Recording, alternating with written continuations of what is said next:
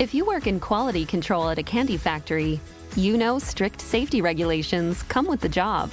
It's why you partner with Grainger. Grainger helps you find the high-quality and compliant products your business needs to inspect, detect, and help correct issues. And the sweetest part is, everyone gets a product that's as safe to eat as it is delicious. Call 1-800-GRAINGER, click Grainger.com, or just stop by. Grainger, for the ones who get it done. This is Long Shots, VSiN's premier golf betting podcast. Here's Matt Brown, Wes Reynolds, and Kelley Bydlon. Long Shots Golf Betting Podcast here on the VSiN Podcast Network. Matt Brown, Wes Reynolds, Kelley Bydlon coming to you live over on the YouTube channel. So if you're watching us over there, hello, this is what we all look like. Yeah. This is how we make the show. This is how the sausage is made, as they say. Of course, available on podcasts where all podcasts are found. And if you're listening to the replay over on VSiN, welcome as well, guys. It is the biggest week in golf. It is Masters Week. We know this is something that we look forward to all year round. It's one of the few tournaments where odds are up way in advance. We can start to get positions on guys that we think are going to have a good week. And Wes, it is also one of those tournaments where it's played at the same course every single year. Yeah, minor adjustments here and there, but basically we have a pretty good idea of what this course brings to the table, the type of player we're looking for, and how we go about building our betting card. Yeah, absolutely. The only major, as you said, played at the same venue. So you would think that that would make that easier, but sometimes it makes it a little bit harder because of the fact that this is a challenge. Still a par 72, a little under 7,600 yards, and just the weather can play havoc, and these greens are the super fastest that they are going to see all year. These bent grass greens, really fast and slick. So it's very unpredictable, even though it is predictive in terms of the players that play well here every year. Kelley, we look at the top of the odds board, and it's going to shock nobody that Scottie Scheffler is at the top of the odds board, right up there with Rory McIlroy. Now, guys, remember, we will have some live players here in this tournament, and so as we get to the third shot on the board, we're looking at Jon Rahm. And so you see Jon Rahm, Colin Morikawa sandwiched in between Bryson DeChambeau. We know guys, well, of course, Jon Rahm, a winner here. We have Bryson DeChambeau, who I hadn't played a ton of attention to live, and we aren't big live guys, but you look and you see he's had some decent success and certainly continues to finish at the top of those leaderboards over there as well. So you start to understand why the top of the leaderboard sits where it sits. Yeah, I think it all makes sense, and this is something we're going to talk throughout the show today, and it's just really who at the top there can win, who do we think's going to win, because I think there's a lot of questions going into this year's Masters. I think Scottie Scheffler, Rory McIlroy deserve to be at the top in kind of a tier by themselves, but you could argue, are Scheffler's odds a little too short? This time around at 4-1, I think that's a fair argument. We could take it as far as his right guy favored here in this tournament this year. So, but look, I think that's where the top of the board should be. Where do these guys over at LIV truly fall in? We're going to find that out in this year's Masters. Xander Schauffele is how much back from his rib injury is he, and is that still plaguing him, or watch out because he's a guy who won 2 majors last year that we might all be overlooking. I think it's an interesting top of the odds. Yeah, Wes, we get here and it's like Ludwig, the next guy on the board, Justin Thomas. Then you get to Xander, another live guy, and Joaquin Niemann, someone who certainly is getting a lot of buzz heading into this tournament with how he's performed over there on that tour. Big game hunter in Brooks Koepka right there. Jordan Spieth, based off of course history. Really good odds here. Hideki Matsuyama, Patrick Cantlay, Tommy Fleetwood, Shane Lowry, Victor Hovland, and then Minwoo Lee, recent winner there on the PGA Tour. So a nice little mixture there in those kind of, let's say, upper tier guys, if you will, of the PGA dudes, the LIV dudes, and then some of the guys that are coming in on a heater. Yeah, and I think what you're seeing is bookmakers are learning from a couple years ago. Remember how the LIV guys were so out of sight, out of mind. And then all of a sudden you keep seeing Phil Mickelson and Brooks Koepka and all these guys, Patrick Reed on the leaderboard. It's like, oh my God, we priced these guys way too high. So you're not getting any bargains in the market necessarily. With Bryson, of course, a recent major championship winner at Pinehurst for the U.S. Open, so he's not going to be too far up the board. But Brooks Koepka, 30-1, Jon Rahm still in the mid-teens. So you're not really getting any bargains. And you mentioned Joaquin Niemann. In terms of the win equity, might not be anybody better out there in the golf world than Joaquin Niemann with how he's done on LIV and also on the DP World Tour late last fall, but never gotten it done in a major. So kind of that, I think you might have missed the boat if you were looking to bet him already. Yeah, and I think that's something we'll talk about here throughout the course of the show because, man, you really like what you see in him, but except for the number. You like everything. You like everything. I liked it when it was 50-1, not when it was 28. Yeah, it's like you like everything except for the number there on Joaquin Niemann. Guys, as we said, this is played at Augusta National each and every year, and Wes has a write-up over at VSiN.com if you want to go in and get every single nook and cranny of the course over there. But Wes, let's give people an overview here of what these guys are going to be dealing with this week. Yeah, like I was saying, just under 7,600 yard par 72. This is a long walk. Like, this is not only mentally exhausting, but physically exhausting. Even for the patrons to walk this thing, it's a big boy course. That doesn't mean you have to be necessarily a bomber to succeed here. We've seen shorter guys win here, certainly on ball striking alone, Jordan Spieth, Zach Johnson, what have you. Average round score last year was 1.91 over par. That was the third toughest on tour. It's usually very firm and fast. You've got some undulations, not only on the greens, but throughout the course. Water only in play on 5 holes, wide fairways. So this is kind of a grip it and rip it because you don't really get in much trouble, I think, off the tee here. You have the pine straw and the trees, but you don't have very thick rough. It's very non-penal. Slick greens, like I was saying, these might go to like 14 or 15 on the stem. So it's like putting on glass on the weekends. So that's why when we get to our stats, 3-putt avoidance and whatnot. And you got to, it's not only hitting the green, but putting it in the right spot and putting it on the right contour of these greens, I think is the trick here. Not a lot of bunkers necessarily. Greens are average in size, about 6,500 square feet, but not a lot of changes too. I think a couple of the holes, and I go hole by hole in the article up at VSiN.com, lengthened by like 10 yards or something, but not a lot of changes. I know Hurricane Helene took down a couple trees on the course, but as you could see with the videos and everything that's been put out this week, course looks immaculate like it always does, and it looks beautiful on television. That's why we love this event. So you're going to see, I think, basically a typical Masters. The weather is going to be interesting, though, because it was washed out yesterday for the practice round. We're supposed to get a little bit of rain on Friday, but it looks like a brief shower, and then the wind looks pretty benign. Yeah, Kelley, a little bit of rain yesterday, but they have that vacuum system on the course, so they're going to suck that water right out of there with all of that. The only changes I think that we will see a little bit of stuff that happened from the hurricane. I've heard some of the players say that played some practice rounds there.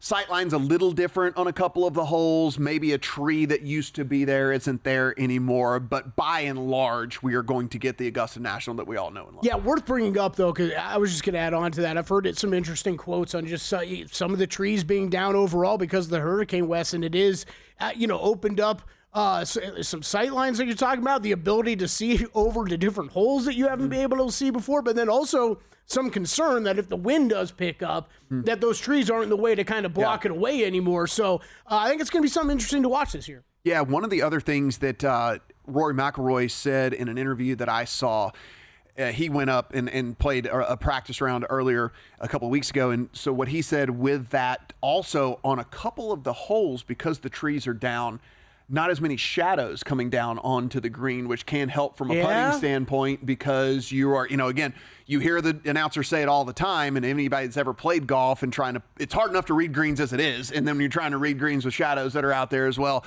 So he said one of the things that, not a bonus per se, but just that was different, was that as he was playing in kind of those afternoon hours, you weren't dealing with as many shadows out on the green. And Wes, who knows? I mean, that could matter down the stretch. Yeah, absolutely right. Because these greens are tough enough. Yeah. Like we were saying, it's not just the speed; it's the different contours of the greens, and there's different undulations. These are pure bent grass, so these are smooth greens. These are not bumpy at all. It's not like putting on that bumpy POA, or you got the rye or the overseed with Bermuda. These are pure bent grass. These are solid, smooth greens, but they are super fast. Kelley, we look at this course, toughest par fours on tour. You've got these par fives that really and truly, and this is stuff we're going to talk about multiple times here over the next few segments, but par fives are where this tournament is likely to be won or lost. The guys that can go out and take advantage of scoring on these holes. If you look down at the hole statistics over the years, guys, hole number 2, par 5, does play under par. Then you have to go all the way down again to hole number 8. Yeah, that's a par 5, plays under par. You get to the 13th at par 5, plays under par. And then the 15th par 5 plays under par. They're all actually gettable, which is interesting in all of this. Now, sure, the wind can come into play with all of that. And I was there last year on that Friday. There was no getting to the green in 2 on a couple of those holes. It was impossible. You were playing directly into the wind. There was no chance. Even the longest of long guys were not getting there. But as long as the weather cooperates, these are not these super long par 5s that we see. So we're going to see maybe some eagle opportunities for the longest of long guys, and certainly at least some birdie looks for a lot of these dudes out absolutely. Matt mentioning he was at the Masters last year. Good humble brag there. That's also where all this random swag on our desk is from today, if you're wondering about that at home. But, look, this is one of the tournaments that we talk about every year, but maybe the most that I emphasize par 5 scoring. This is where we're seeing around 75% of the scoring is done on this course on the par 5s. You have to be able to score there. You have to be able to make birdies and some eagles, like you brought up, Matt, to be able to go out and win this thing. I think the classic line that has been said more and more over the past few years, at least, Wes, is survive and advance with the par 4s, right? The par 5s is where you got to go score to win. Yeah, and I've tournament. got some numbers on that, too. Scotty Scheffler, 11 under, was the winning score last year. 9 under on the par 5s. Yeah. Rahm the year before, 12 under, 10 under on the par 5s. What really stands out, 2021, Matsuyama was a 10 under winner.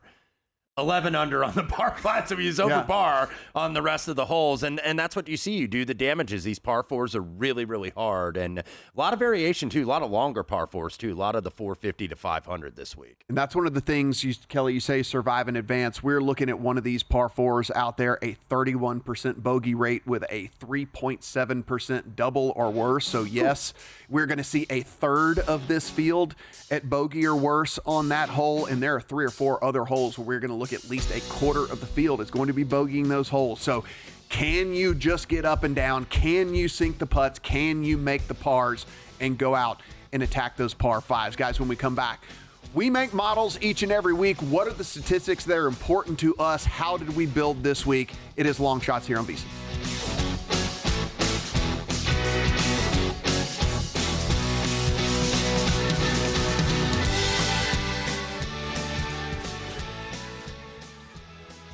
If your job at a healthcare facility includes disinfecting against viruses, you know prevention is the best medicine. And maintaining healthy spaces starts with a healthy cleaning routine. Grainger's world-class supply chain helps ensure you have the quality products you need when you need them. From disinfectants and cleaning supplies to personal protective equipment, so you can help deliver a clean bill of health. Call 1-800-GRAINGER, click Grainger.com, or just stop by. Grainger, for the ones who get it done.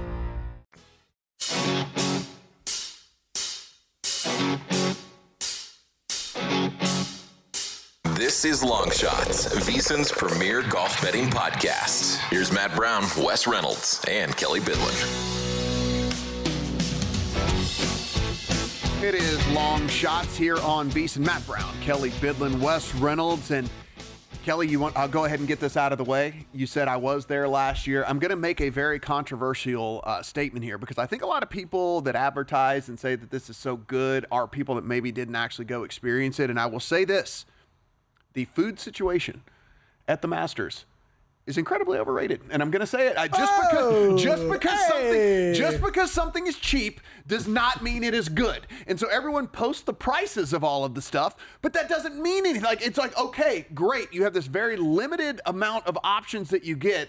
And it's like, oh, by the way, one thing that's not talked about enough, only beer and wine. No liquor whatsoever. This is not talked about enough either out there as well. And just because something is cheap, and Wes, I know everybody likes to post the menu. As soon as they get out there, oh, look at this. It's still just like a couple pieces of bread and some lukewarm stuff in the middle, you know? And So salad? the pimento cheese didn't float your boat. Yeah, no, none of these things are it's just not, again, everything else is great. The course itself I got there, I walked the course. The first thing I did was just to go see it all and whatever. Yes, it is unbelievable. It's like carpet, all that stuff. But the food thing, everyone talks about the food thing. Most overrated thing about the Masters. Yeah, but the swag and apparel's cheap.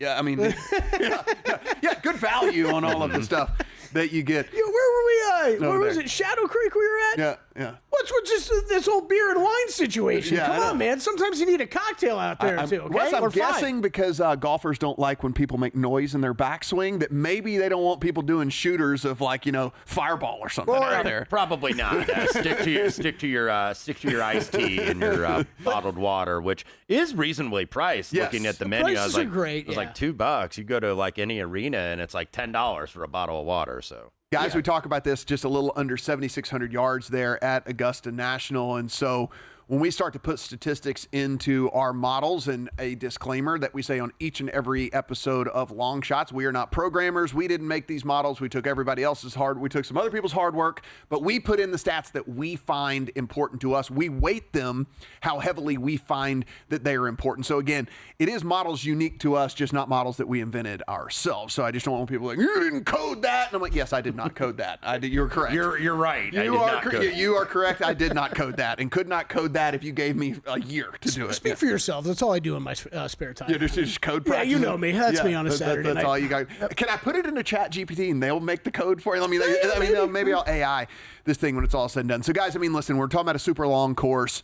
The first thing we point to here probably is distance. And Wes, if you're building a model, I don't think you can get away from emphasizing distance this week, even though we have seen that accuracy has played a little bit better here in recent years. But again, we keep talking about how important it is for these par fives. And if you are able to have a shorter shot into the par five, the greater chance it is for you to either have one of these elusive eagle looks that we're talking about, or at least a better birdie look. And so I know we're always approach heavy, approach, but driving distance at least, or maybe total driving for me this week has to really kind of be up there. Yeah, absolutely. And I mentioned earlier, you don't have to necessarily bomb it off the tee to win here. You can. That's the thing about it. You can make up for it with great approach play.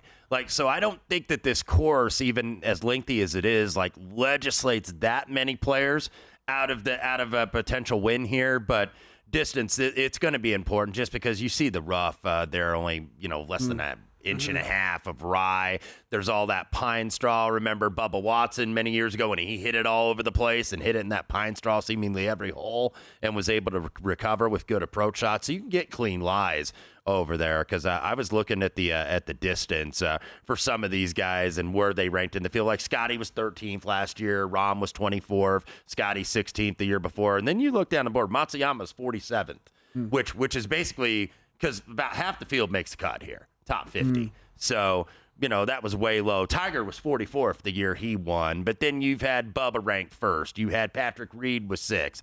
Phil was first when he won. So distance, I think you definitely have to incorporate that this week. And one of the things you talk about, the way the course is built, it's for lack of a better term, kind of like bailout areas off the tee, Kelley. So you can miss, but you kind of have to miss in the right spot. There is trouble off the tee here, but it's just most of these guys are not going to take on the trouble unless you want to get super aggressive and you need to make up some ground. And really and truly, I don't think we see that until the weekend for most of these dudes, because again, these par fours, the way that they're set up, if you play them kind of straightforward, you're just kind of playing for par. Now you can take a more aggressive line, but that brings into play some of the trouble off of the tee. And again, I don't expect we see a ton of that until the weekend, and if guys have to make up some ground. Yeah, it's an interesting. There are plenty of holes that offer a little bit of a risk-reward situation like that. That it makes it interesting from a handicapping standpoint, because I do think that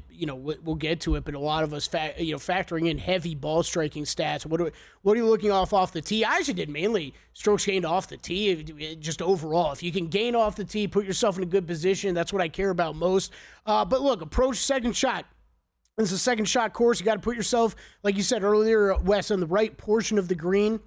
You need to try to make the green. We're going to see a lot of guys miss the green. That's where around the green play becomes so important here as well. So while so much of the ball striking stats I find really important this week, we often see this tournament won on the greens or around the greens. So absolutely something to not lose sight of this week. And you get these really tight lies around the green. It's really short grass. It's not that thick stuff that you chip out of, and you're only going to hit the greens about 60% of the time, so you're going to be tested on the short game. Scrambling, I think, is like several percent more difficult here than the tour average, so certainly there's always carryover with scrambling around the green, so I put a little bit of both in this. Yeah, probably the heaviest I have weighted strokes gained around the green in a model in a while because, again, trending stats over the last few Masters have shown these dudes that, and again, it more goes back to less about scoring guys sometimes and more playing defense, which is these greens might be tough to hold. Again, if they're going to be as hard and as fast as we think that they're going to be, some of the very best approach shots still might roll off of the green, right? And so with that, I need my guy to get up and down and not lose a stroke on that hole. I don't care if you score. I don't want you to score on that hole. I want you to avoid damage, right? So I've seen around the green become a little bit more important in all of this. And so with that, it's almost my damage control stat here with that. And I weighted that a little bit more than I normally do as well. And of course, we talk about the par 5 scoring. And Wes, when I look at that, something that if you are going to win this tournament, you just rolled off the stats last segment. I have a lot of par 5 scoring into mine, and, maybe to a fault even, because I kind of see at least a little bit of holes maybe in the model that I put together. But that being said, I still want the dudes who can go score on them. And so if I'm erring on that a little too heavily, I'll wear it. I'll just be okay with that. Yeah, absolutely. Yeah. Because, and doing modeling just like in general this week, you're maybe not as specific. I think you're a little bit like holistic and all-encompassing this week. So, like, I use strokes gained tee to green this week, which I very rarely use just because I wanted to get an overall sense, because when I looked at the guys in terms of the putting, because I'm thinking, okay, I was thinking guys were going to be like first for strokes gained putting when they won here. They averaged, like, I think the last 4 years, like 19th in strokes gained putting. So that's about maybe upper third of the field that makes the weekend. So it's like putting is going to be equalized here, I think, too, because the greens are fast for everybody. So I think that actually brings more people into play than drives more people out with the putting here. Yeah, we talk about that often on this podcast, right? If you're talking really slow greens or really fast greens, it kind of levels the playing field when it comes to putting ability, and plus all the undulations they got to deal with as well, right? Yeah. So I'm with you there, Wes. Yeah, the only thing for me is we talk about the player pool guys as we're getting these numbers into the model spitting stuff out to us. We said this last year. I continue to say this.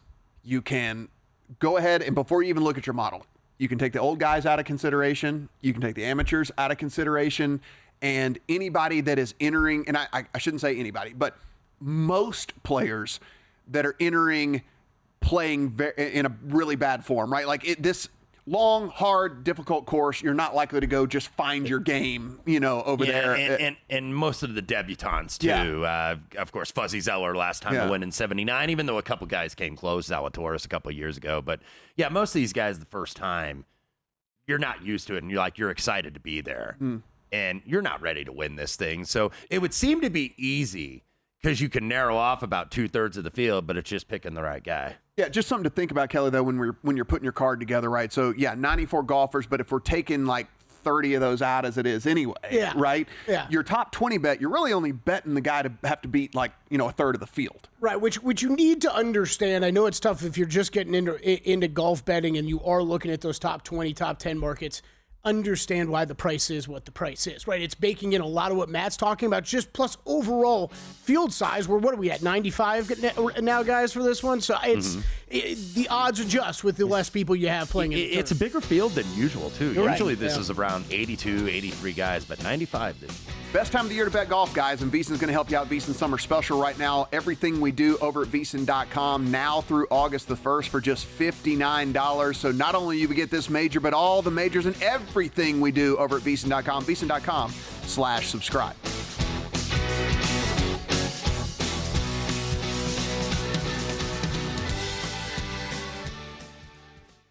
If your job at a healthcare facility includes disinfecting against viruses, you know prevention is the best medicine. And maintaining healthy spaces starts with a healthy cleaning routine. Grainger's world-class supply chain helps ensure you have the quality products you need when you need them. From disinfectants and cleaning supplies to personal protective equipment, so you can help deliver a clean bill of health. Call 1-800-GRAINGER, click Grainger.com, or just stop by. Grainger, for the ones who get it done.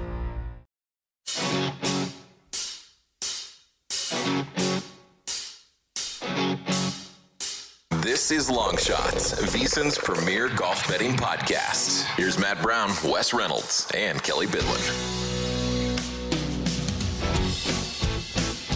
Long Shots here on VSiN. Thank you guys for being with us, whether it is on the podcast side of things, the YouTube side of things, the replays over on VSiN, whatever it is. Thank you for being here with us as we get ready for what is my favorite week of the year. I know everybody likes some of the other times, but for me, I remember vividly just my childhood. My dad was a huge golf fan. It was like Masters Week was, you knew what was on the television, you knew what was going on. So cannot wait to see what happens here in this version. You've been with us through the preview of the course, what statistics that we find important as we put the stuff into the model, and you go, cool, dudes. What did you bet? And what can I put into my account? Okay. Yeah, so here we go. This is what we're going to do this segment and let you know how our betting cards started to break down. So, Kelley, what I'm going to do is I'm going to sandwich Wes between you and I, because I do have a little bit of an idea of where you went, so I don't want to sit there and do it. So we'll start with you, then we'll go to Wes, and we'll come back around to me so that it doesn't seem like we talked a whole bunch before all of this. Okay, all right, I like it. I'm going to dive right in. The winner of the 2025 Masters, one Rory McIlroy. Yes. He will complete the career Grand Slam. If you have listened to this podcast, this is a guy that I do not often bet, and I am in on Rory McIlroy at plus 735.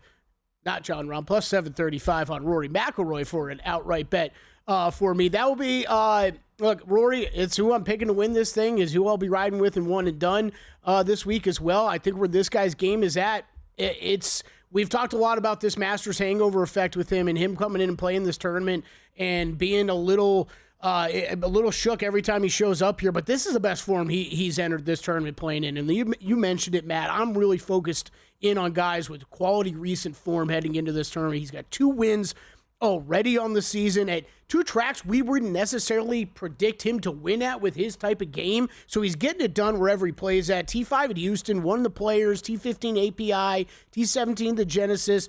He hasn't finished worse than T17 all season, including 2 wins. He's got everything off the tee I'm looking for, everything on approach. The putter's working well this year. I really like Rory, so it is Rory for an outright and a top 5 for me this week. And then the only other outright bet that I added this week is one Shane Lowry, 45-1 on Shane Lowry. Also covered him with a top 10 bet. Shane Lowry, man, he rated out very high for me. 5th in my last 16-round model. He's 12th in total driving in this field. 2nd on weighted approach. 9th on opportunities gained. He's got that around the green and scrambling game that I think is going to come into play heavily this week. Great results this year. 4 top 20s in his last 4 events that he's played. And some good Masters results. T16, a 3rd.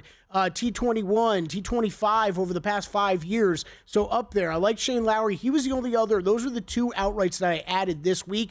It is the Masters. Usually end up with a little bit more outright bets than we plan on. I did add a couple as the season was going on. One Akshay Bhatia at 90-1 and one Sepp Straka at 100-1. Look, if I was betting today, Akshay, I don't think I'd be going back to betting. Sepp Straka, I would be. I would be betting. I like Sepp Straka. I added a top 20 on him as well this week. Really like where his game has been at this season. We've seen him come into this year. T16 last year at the Masters. So has shown, might not have a ton of experience here, but at least has shown one quality result here last year with that T16. He's already got 7 top 20s this season, including a win at the Amex. So Sepp Straka playing really good golf. Stat-wise, look, the ball striking's awesome right now. 5th, especially on approach. 5th on weighted approach. He's 5th in par 5 scoring in the field. He is getting it done. Yes, I think some of the driving distance, some of the scrambling around the green play might be a little bit of a concern, but where we're pricing Sepp at, I really like him for a play this week. So outright and a top 20 bet for me on him. And I'll just keep rolling real quick. Top 10s. I really like Collin Morikawa this week. I really do. I don't know if I trust him to get home with the wins. We've seen him struggle on Sundays here a bit recently over the past couple years. So I'm going to go Morikawa. It is a pretty heavy bet for me on top 10 play on him, and that is all I'm going to play him at right now. Sepp Straka, I mentioned the other top 5, and the top 10, Shane Lowry and Collin Morikawa. Top 20s. these three guys, I love top 20. Sepp Straka, I moved all the way down to a top 20 as well. So I'm in on him on an outright, a top 5 and a top 20. Robert McIntyre, I love this week. Corey Connors, I love this week. Both those guys have been playing very, very well recently and early in the season and really putting it all together at the right time, seemingly. So top 20 bets at plus 135 on Bobby Mack and plus 160 on Corey Connors. I really do like. And then I will rattle through a bunch of these guys. Props. Phil Mickelson, top senior, minus 150. I have seen wild pricing on this. You look at the rest of the seniors in the field, though. He's really the one guy playing actual quality golf right now, so I'm willing to lay minus 150 on that. And then Steven Jaeger, top German, laying minus 325 going up against Bernhard Langer. Just think he's going to be able to get a little bit further along in this tournament than where Bernhard's at in his career. Hey, great golfer. Nothing against Bernhard Langer. Love the guy. But I think we're going up against some youth in this tournament. Then a bunch of tournament matchups. If you want the tournament matchups, you can go to the YouTube and you can take a look at those or go over to VSiN.com. We gotta get Wes's picks in here. We gotta get Wes's picks in here to make sure people get all of those. But again, we'll circle back on those a little later. Wes, what you got? Well, I'll start with Rory, who I did bet for a top 10 minus 140. I left a space on my outright to potentially add him because I think he's going to go very well this week. I know that's chalky, but I think this is the time. The approach numbers are just fantastic based on what he's done in the past. But from an outright perspective, what I have off, let's lead off with Jon Rahm at plus 1650. He won twice, left for live, of course, last year. Won twice, never finished outside the top 10. But there's been something missing, it seems like. You know, like he wasn't the Big John. He wasn't the Rombo that we knew on the PGA Tour. And maybe it was a lot of the controversy and the fallout from leaving. And then he had to withdraw from the U.S. Open last year with the foot infection. But now I think he's like, okay, I made my decision. I'm living with it. No pun intended. And we're going to play. And despite the fact that he's like third or fourth on the odds board, doesn't it seem like he's not getting a lot of talk this week? And now that it's died down and the unfulfillment he may have had competition-wise, getting back into a major, I think this gets him going this week. I expect him to play very well. Colin Morikawa, 18-1. Almost unfathomable that he has not won on American soil in 4 years. It's wild. Yeah. 2 major championships. This guy won 2 majors in less than a calendar year. Gave it away at Bay Hill. Credit Russell Henley for taking it from him, but gave it away at Bay Hill last month, blowing that back 9 lead. He doesn't really drive it long, but the iron play is back to world class. Like the approach numbers are where it needs to be, elite. 5th in 2022, 10th in 2023, 3rd here last year. Think he goes well again.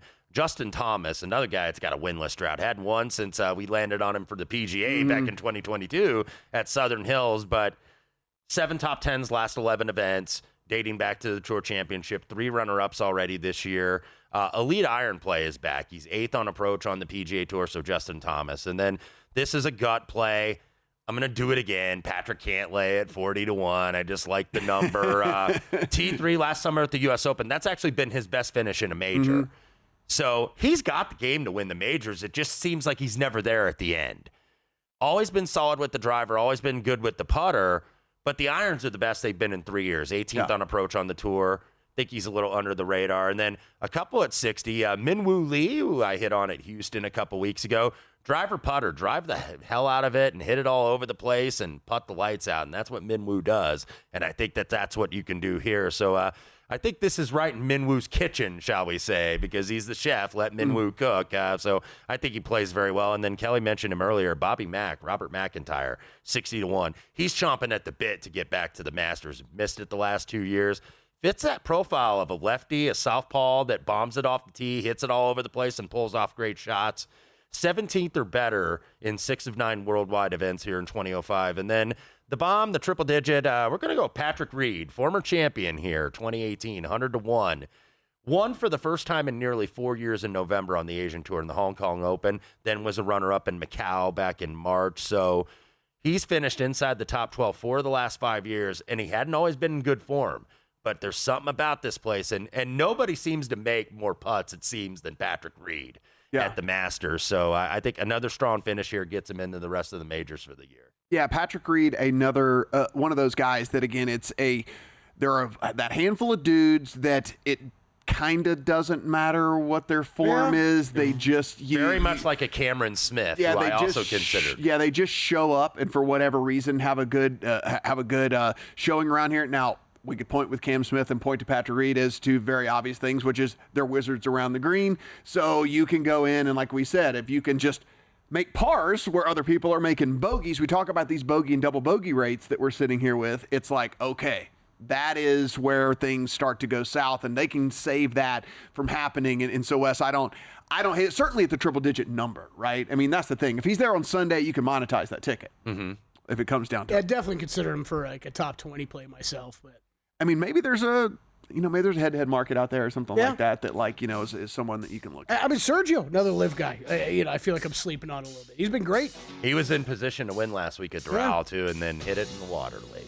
That's shocker. Water ball at Doral. Yeah, Yes. who'd have thunk that? With like these 7,000 different ways that you can hit in the water. When we come back, we'll get my plays, what's on my card. I can tell you this. I do share a couple of names with each of these guys and give our final thoughts on all of the big names and should you bet them or should you fade them. It is Long Shots here on VSiN.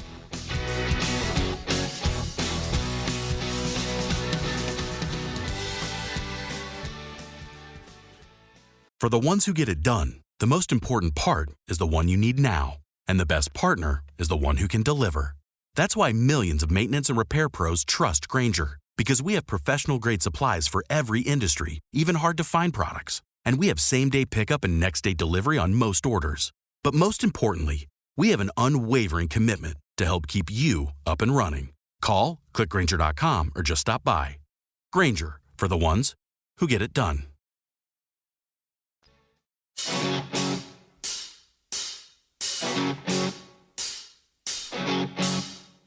This is Long Shots, VSiN's premier golf betting podcast. Here's Matt Brown, Wes Reynolds, and Kelley Bydlon. Long Shots here on VSiN. Matt Brown, Kelley Bydlon, Wes Reynolds. We just got the plays from the guys to my left. Of course, you can go to VSiN.com. As always, you can see all of that over on the picks page. We are allowing a $59 to get that done, Kelley. That is just 236 quarters. It's nothing. For going everything we do from now until August the 1st, VSiN.com/subscribe. I'm pretty sure I have that many quarters in my car. Do you? Yeah, do you just collect the change? Yeah, that's center console. They have those little coin bases at the grocery store, You can get As an extra children, money. did like y'all once ever a get the big like water jug and then you just started like filling with coins? No, and I always whatever? thought it was cool, but I never did it. No, never did that. Never did. Yeah, I was always admired the people who would nearly fill that thing. I'm like, how did you not go cash? Like I was as a kid. That's what, yeah, like Wes is talking about. I would Like as a kid, I never would let it get that far. no, So I'd have been like, man, there must be like $50 in there. Like I'm taking that $50. like saving candy as a kid. Yeah. That never happened. No, No, you just ate cheers. it. All right, guys. So we got the plays there from these two. Real quick for me, I will say I do share Shane Lowry with Kelley, and then I walked down right before we started this very podcast here at Circa, and I put the money on Rory McIlroy. I think if somebody told me you could only make one bet in this tournament, that's it. That's all you can make. It would be on Rory McIlroy. I would probably just fire the single bullet on him and move on. If this is the best we've seen him play in a decade, we have a field in which Scotty's not at the super height of his powers, though trending in the right direction. Yep. And then there's a wart on basically all the other guys in the kind of like shorter number range, right? Like while we might like something about any of these guys that you see on your screen right now, I could point to something I don't like about every single one of those dudes, and you can't really do that with Rory right now. This time last year, if you guys remember, we're heading in going, dude, I don't know what it is. Rory can't hit a wedge. Like he could not dial in how far to hit a wedge, and that was leaving him with these long putts, and he just wasn't making enough birdies. Well, he figured that out, and everything he's doing right now is getting it done. And so I did make the play on Rory, but I just didn't like the middle tier. And so I was all the way down to 45-1 to Shane Lowry before I made another play for me. And so Just think, like you said, it's a lot of guys that I think you could poke holes in and you got questions about right now. Yeah. So I'm with you. I just didn't get there. And so the other guy that I share with Wes here, and I played Bob McIntyre. And if you look here 8th in this field over the last 24 rounds in ball striking, a guy that is long enough off the tee. Wes, you mentioned it never hurts to be a lefty here because the lefty misses at Augusta are a little bit better than the righty misses at Augusta. The way that these holes kind of shape a little bit better for lefties as well. And honestly, we've seen the guy win, right? I mean, it's not like some of these other guys where we say like have no win equity. We've seen him win. Won twice in the last year at the Canadian Open, the Scottish Open, which a lot of pressure to win in your home country too, and he certainly did. So it's one of those things where it's not even where we can go, well, we don't know if he can get it done. He has gotten it done, right? He's been able to get across the finish line. So did put a ticket in on him. Sepp Straka was one that I made a long time ago. I do still like that one. I made a Hideki ticket a long time ago that I don't like. So the two that were made months ago, I like one still. I don't like the other. That's the same with Ludwig with me because I had a Ludwig ticket when you guys cashed at the Genesis earlier this year, and it's like I don't know. He certainly has a talent. He could win, but he gained like 8 strokes putting here last year, and that is so hard to duplicate year to year at Augusta. Him and Hideki could both absolutely win, right? But it's just the consistency hasn't been there all year. It's the deal with Hideki where, again, if he wins, I'll be happy I have a ticket or whatever, but like it's a thing where he plays 3 good tournaments, Wes, and then he plays 4 terrible tournaments, and he plays 2 good ones, and he plays another 3 terrible ones. So you just don't know what version of him you're going to get. If we're talking about him on the weekend going, wow, he's sitting right there 2 strokes ahead in the lead or whatever, we're not going to be shocked, but it's not likely. And he's a little bit Jason Day-ish in the fact that injuries pop up. Yeah. And illnesses pop up. So you're like, oh, he withdrew from the Pro-Am. Well, that's not good, when you bet him before a tournament, but that always seems to happen with him. But he's always open with the media about it. So. Yes. He's very candid. Yeah, we always know, and that's good. Last outright for me, and this guy doesn't fit the profile of the golfer I think that a lot of people would want to play here at Augusta, but I played Corey Connors, and he modeled so incredibly well for me. And I went in and I started to really dig in, and it's a deal where, sure, you don't love the driving distance, but like I said, he's super accurate. And so we've seen accuracy play a little bit better here over the years. We know with the irons, at least historically, he hasn't been as crisp this year as he's been in years past, but he's still a wizard with his irons, and certainly, like we just talked about with the putting. I mean, run hot with the putter for 4 days, right? I mean, run hot with the putter for 4 days, and you could be at the top of all of this. And so, again, not a guy I expected to play West by any stretch of the imagination, but a guy that once I dug in, I guess checked more of the boxes than I thought. And if your team no putt, Corey Connors is the player for you. Obviously, that's been the weakness his whole career, but like we said, it's equal here. It's equal here with these fast greens. And plus, Corey Connors, if you go back to starting in 2020, 10th, 8th, and 6th here. So this is a guy that has been in the mix and on the first page of the leaderboard on Sunday before. That would not shock me to see him there again. 2 first-round leader bets for me that I put in. I played Bryson on the first-round leader. It's a thing for me where I can see Bryson going and tearing this course up for a round. I just don't know if he'll be able to do it for 4 rounds. He did it last year. Yeah, and so especially when we're talking about Kelley, the par 5s and whatever and all that, like who's longer, who's more likely to be looking at eagle putts than Bryson, right? And so, I did put in a first-round leader on him, and it's a deal where I think that could happen. And it's basically the same kind of deal for Ludwig. So I have Ludwig and him as both his first-round leader bets. I don't think they put it together for 4 rounds. I don't think that they have what it takes to get it done against, again, a Rory at the height of his powers, an ascending Scotty Scheffler, all of that. But first-round leader, could I look up at the end of the day and those guys are at the top of the leaderboard? I think so. Yeah, I like that. I haven't made mine yet. I got 2 that I have circled. Robert McIntyre, I mean, sounds like we're all on him in some fashion. I will definitely be playing him in a first-round leader market. I think Lucas Glover is a guy, we've talked about Glover on our podcast for the past couple of years. Been a little surprised at some of the success he's had, but with that iron play, for 1 round, like you're talking, Matt, he could hit himself into a first-round lead. Wouldn't surprise me. Those are 2 names I got circled right now. I haven't made bets yet. Wes, let's talk a couple of names here before we get out of here that we are not on, and just at least we can talk through the merits of whatever. Obviously, Scotty Scheffler's at the top. None of us have anything on Scotty Scheffler.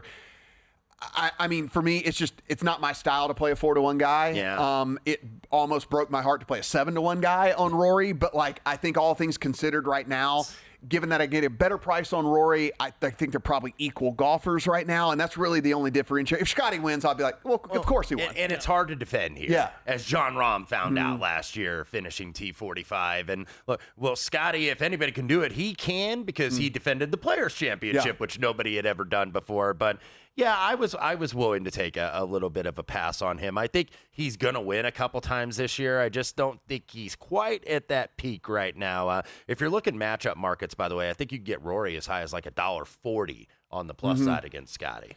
And Kelley, we played a ton of some of these other names that are sitting in that kind of 30, 35-ish range. We didn't, none of us got to Hovland. None of us got to some of these other dudes, the Zalatoris that I know is getting like a super lot of buzz. I was considering Zalatoris as like well. we didn't get on any of those dudes. I know Russell Henley getting a decent amount of buzz out there as well. I got one to bring up. Yeah. I have no problems. If someone's finding a Xander Schauffele in the mid-20s and you want to bet it. Because he might be back. You're kind of zagging when everybody's zigging. I have no problem with someone making that bet. The guy won 2 majors last year. When we look at just overall scoring in majors the past 5 years, he's way up there with the rest of these guys.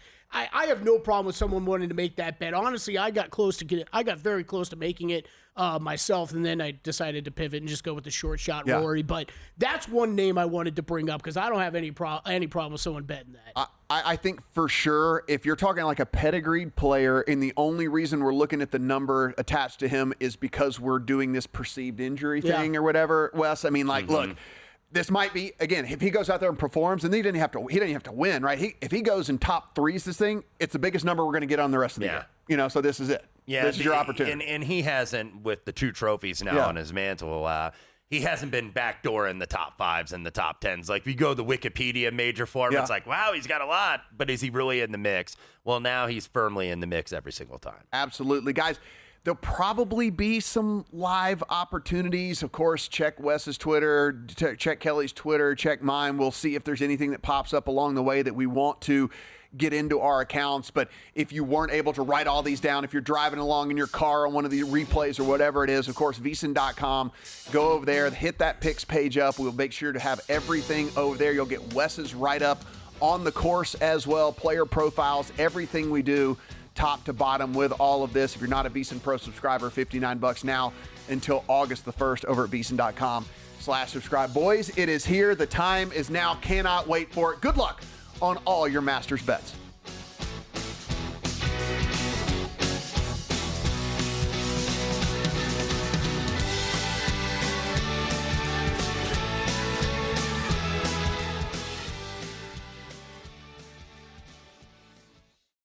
For the ones who get it done, the most important part is the one you need now. And the best partner is the one who can deliver. That's why millions of maintenance and repair pros trust Grainger, because we have professional-grade supplies for every industry, even hard-to-find products. And we have same-day pickup and next-day delivery on most orders. But most importantly, we have an unwavering commitment to help keep you up and running. Call, click Grainger.com, or just stop by. Grainger, for the ones who get it done.